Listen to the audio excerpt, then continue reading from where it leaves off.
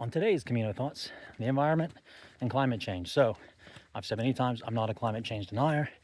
I do believe there are legitimate questions of the severity of the claims that some people make, like Al Gore claiming that Florida would be underwater by the 2000s, people in the 70s claiming the same by 1985.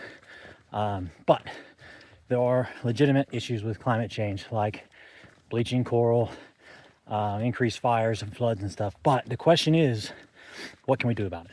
And I heard it said about 2 years ago from Ben Shapiro, and I know it just lost half of everybody by mentioning his name, that humans are terrible at preventing things and from happening and preventing natural disasters.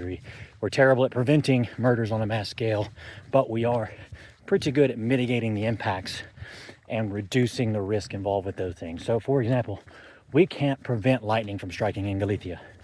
We can't increase the rain to prevent the forest from drying out.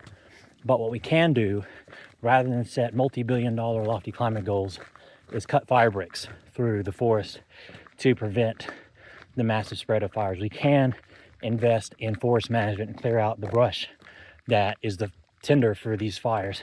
We can stop installing concrete in our cities that prevents the rainwater from being absorbed into the ground and instead forcing it down the road and turning into flash floods, while also contributing to the drier situation.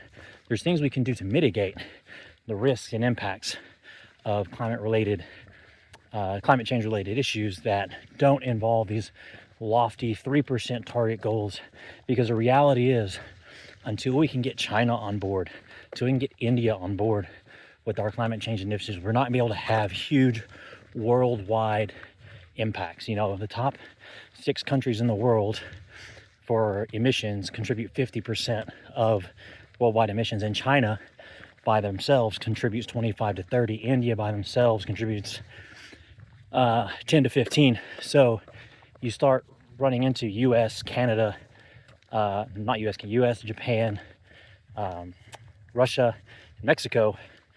Yeah, we cut maybe 20% if all 4 of those countries cut. But, even if the entire EU were to cut to 0, they're only making an impact of about 6%. So until we can get those bigger countries on board, there's not much we can do. So we got to start focusing on investing in mitigation strategies and tangible risk management initiatives that can save lives, save infrastructure, and prevent, trillions of dollars in economic destruction.